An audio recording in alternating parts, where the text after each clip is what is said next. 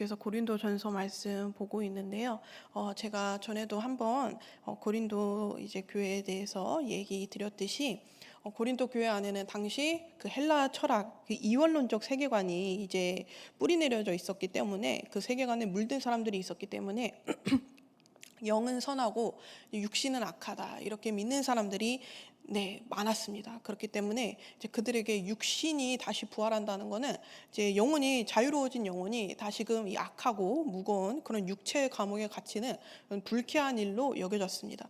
그래서 이제 그들은 예수님의 부활을 부인하지 않았어요. 그런데 예수님의 부활은 부인하지 않았는데 영의 부활은 믿는데 육신이 부활한다, 우리 성도들이 육신이 부활한다 이런 거를 이제 강하게 부인한 거예요. 그래서 오늘 이제 사도 바울이 이제 고린도전서라는 이 편지에, 고린도 교회를 향한 편지에 이렇게 오늘 부활에 대해서 다시 한번 변증을 하고 있는 내용이 나온 것입니다.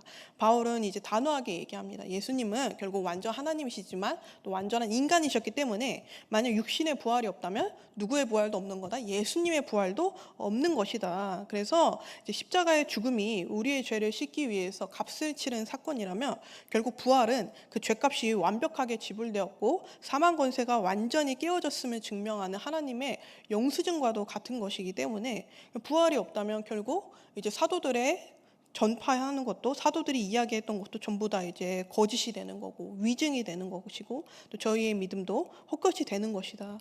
우린 여전히 죄 가운데 있고 그리스도 안에서 잠든 자들도 다 멸망한 것이나 다름이 없다. 그리고 바울이 마지막으로 이야기하듯이 이제 오늘 특히 눈여겨볼 말씀은 결국 15장 19절인 것 같아요. 결국 이제 부활이 없다면 결국 그리스도 안에서 우리가 바라는 것이 이 세상에만 해당되는 게 되고, 그렇게 된다면 우리는 모든 사람들 중에서 가장 불쌍한 사람들이 될 것이다.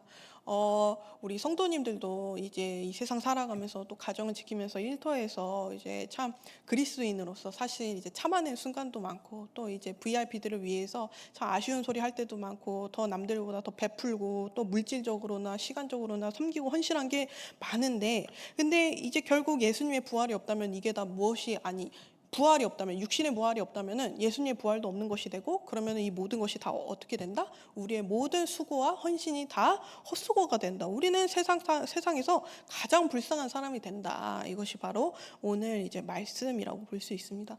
저는 이제 이 불쌍한 사람들, 이제 세상의 눈에 가장 불쌍한 사람들, 그러나 부활의 소망이 있기 때문에 가장 영광스러운 사람들에 대해서 전 좀 이제 소개를 해드리고 싶어요.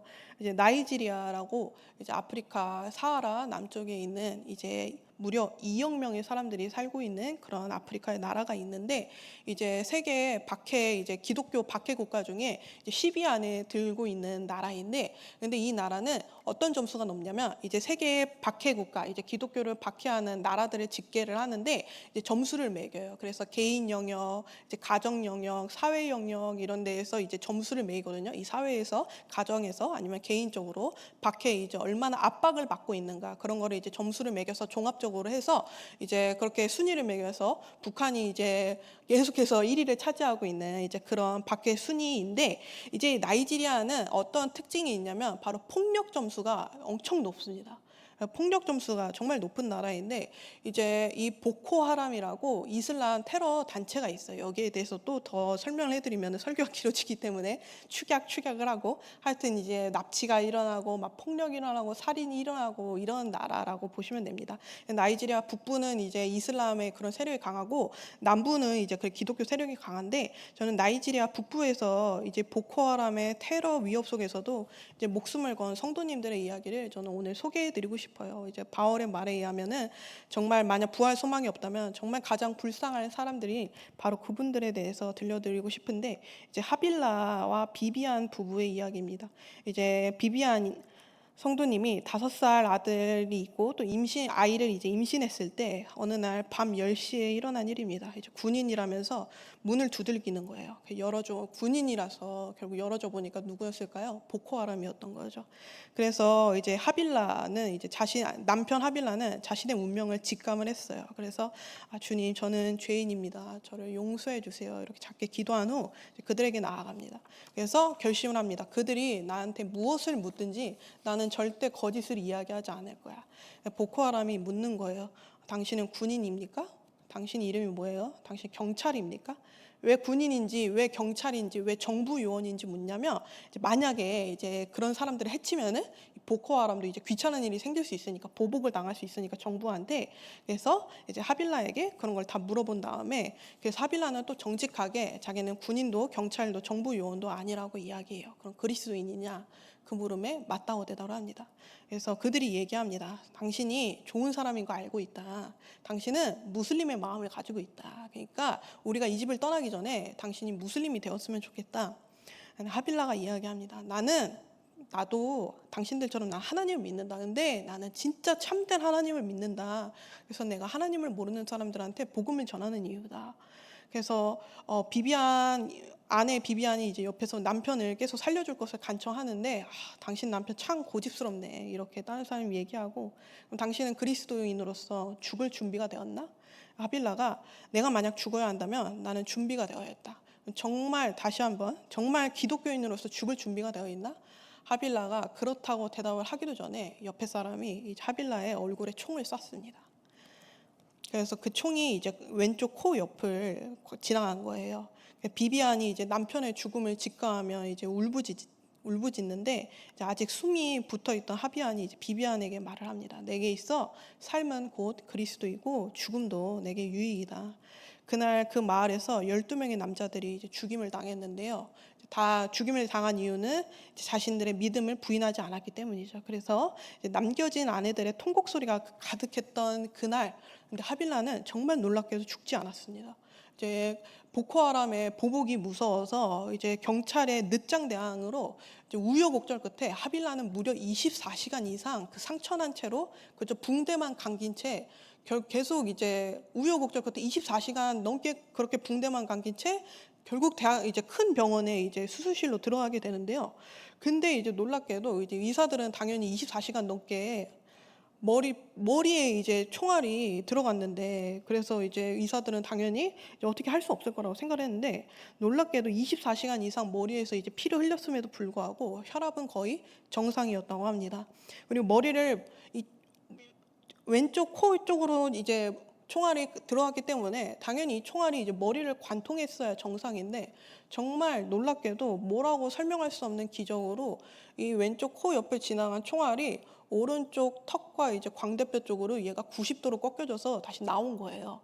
그래서 결국 오른쪽 뺨이 그런 흔적도 없이 이제 사라진 상황인데, 그래서 이제 의료진들은 인공턱을 주문했고 이제 다리살을 이식을 하려고 했는데, 근데 의학적으로 전혀 설명할 수 없는 기적으로 턱뼈가 조금씩 자라나고 있더래요. 그래서 이제 하빌라 성도님은 이제 오른쪽 광대뼈 쪽에 큰 흉터만을 남긴 채 그렇게 완전히 자연적으로 치유되어서, 물론 의료진들의 손길도 있었지만 치유돼서 결국 살아남았습니다.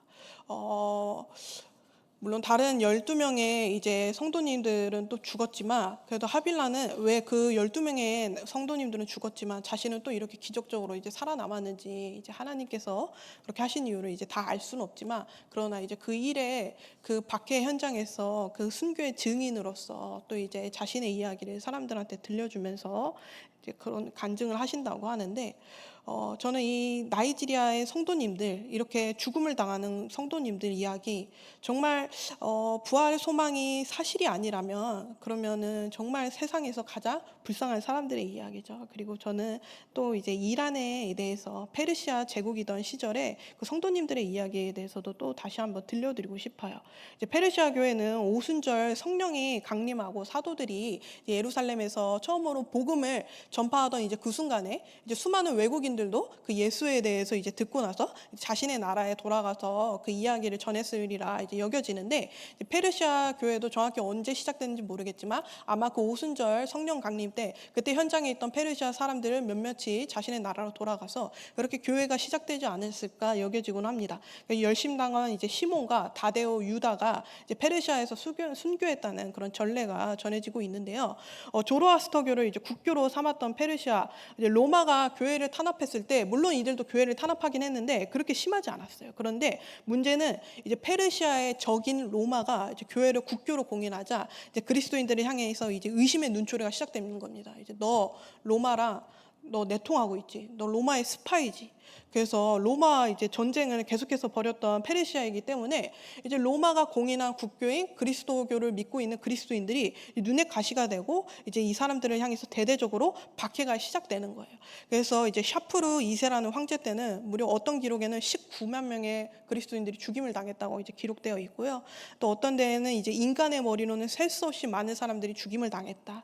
그리고 로마 교회에 이제 가장 잔인했던 로마 황제가 바로 디오클레티아누스라는 사람인데, 이 디오클레티아누스 황제가 했던 그 박해보다 더 심하게 페르시아는 교회는 박해를 당했다, 이렇게 기록되어 있습니다. 그래서 이제 샤프르 2세가 죽고 박해가 줄어들자 이제 교회는 놀랍게도 살아남아서 더 열심히 이제 교회 지도자들과 주교들을 양성을 하기 시작합니다.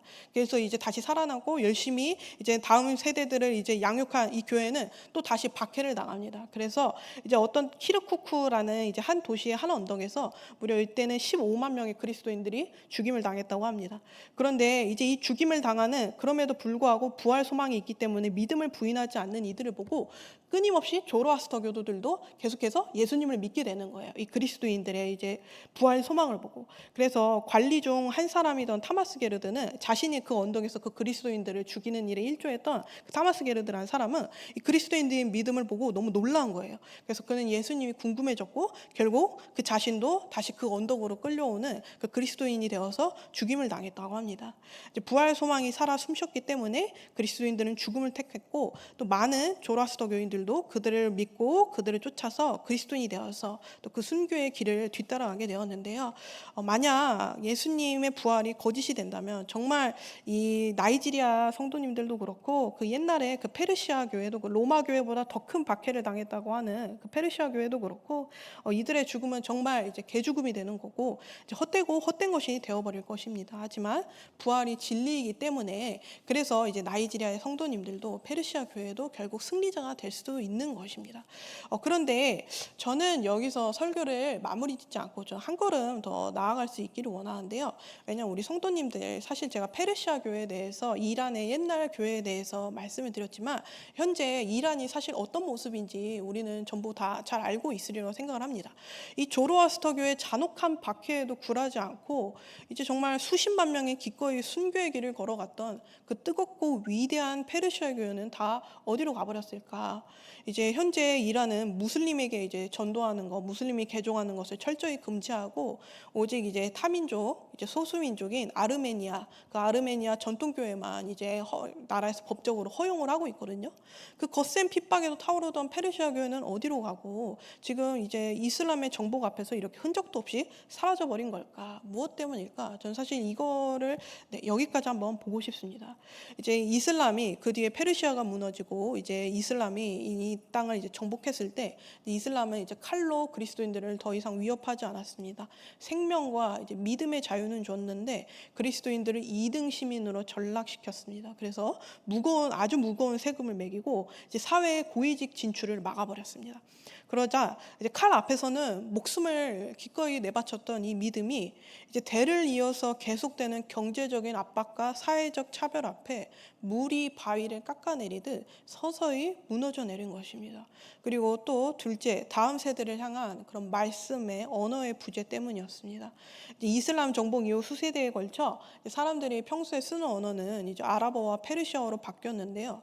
하지만 교회는 전통을 고수하느라, 전통을 고집하느라 계속 고대 시리아어를 사용하면서 예배와 성경, 신학의 언어를 바꾸는 작업에 소극적이었고 결국 이런 신앙은 점차 박제된 종교의식으로 전락해버렸습니다. 그래서 다음 세대는 이 예배당에 앉아 있어도 이해할 수 없었고 생명력 있는 가르침이 사라지고 그래서 믿음은 박제된 종교의식으로 전락해버리자 이제 당연히 더 많은 사람들이 이제 이슬람으로 떠나버린 것입니다. 그리고 마지막으로 14세기 이제 티무르의 침략으로 인해서 수많은 그리스도인들이 무슬림이었던 티무르에게 학살을 당하고 결국 남아있던 신앙의 뿌리조차 완전히 뽑혀버리고 지금의 이란의 모습이 된 것입니다. 이런 페르시아 교회가 이제 겪은 이 비극이 저희에게 던지는 메시지를 한번 보기를 원합니다. 이제 부활의 소망으로 순교까지 감당했던 그런 위대한 믿음이라 할지라도 결국 다음 세대로의 신앙 전수에 실패하면 그런 교회일지라도 결국 소멸한다는 것입니다. 결국 흔적도 없이 사라진다는 것입니다. 그래서 담임 목사님이 계속 저희에게 가정 예배를 강조하시는 이유가 사실 여기에 있습니다. 신앙 전수이거든요. 이제 믿음 이어달리기 이번 주에 또 저희가 새로 이제 또 판을 나누어 드릴 건데 결국 이제 오늘날에 이제 대한민국에서 이제 한국 교회가 당면한 이제 원수의 공격은 칼과 창이 아니죠. 이제 저희 목숨을 가지고 저희를 핍박하지 않죠. 마치 이제 이슬람이 페르시아 교회가 이슬람한테 당했던 것처럼 이제 경제적인 압박, 성공주의, 사회적 시선이라는 이런 교묘한 방법으로 끊임없이 저에게 일상의 타협을 요구합니다. 그런 식으로 저희를 유혹합니다. 그런데 이 우리 자녀들을 다음 세대를 결국 이 신앙의 전수가 이어지려면 주일에 한번 그냥 전통적으로 그냥 주일에 한번 예배 드리는 것으로는 부족합니다. 이제 가정에서 부모의 입술로 자녀들이 이해할 수 있는 언어와 삶의 모습으로 하나님의 말씀이 전수되어져야 돼요. 그것이 바로 가정 예배입니다. 그래서 말씀이 자녀들의 심령에 들려지지 않고 이런 신앙이 그저 주일에 한 번이라는 삶의 전통으로만 남게 될 때 이제 영광스러웠던 그 위대한 페르시아 교회가 역사 속으로 완전히 사라져버린 그 전철을 저희 한국교회도 선교제일교회도 밟게 될지 모릅니다.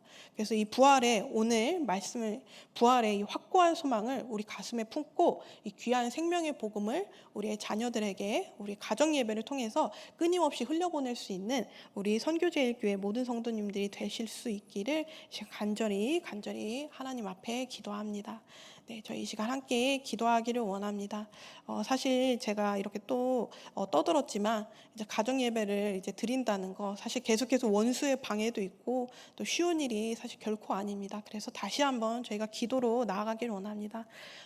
이 시간 또 나는 가정 예배를 잘 드리고 있다 한다면 이제 목원들 생각나시는 목원들의 가정 예배를 위해서 또 기도해 주시면 감사하겠습니다. 그래서 저희가 하나님 저희의 힘으로 이 예배 자리를 지켜내는 것이 아니라 주님이 주신 능력을 가지고 주님이 주시는 새 힘을 가지고 이 가정 예배의 자리를 저희가 계속해서 지켜나갈 수 있도록 그런 우리 목장 목원들 선교제일교회가 될 수 있도록 또 기도해 주시고 또 저희 계속해서 고현숙 목녀님을 위해서도 계속해서 중보해 주시면 감사하겠습니다. 결코 이제 결과가 이제 곧 나오실 텐데 항암 치료라는 결과가 나오지 않을 수 있도록 항암 치료 안 해도 될 수 있도록 계속 기도해 주시고 또 저희 생각나는 기도 제목을 가지고 저희 자유롭게 기도하시도록 하겠습니다. 저희 함께 기도하시겠습니다. 하나님 너무 감사합니다. 하나님 저희가 이 자리에 나와서 예배의 자리에 나와서 함께 기도할 수 있게 해주시 너무 감사합니다. 하나님 오직 주님만 영광 받으시기를 원합니다. 하나님 결국 주님만 영광 받으시기를 원합니다. 하나님 우리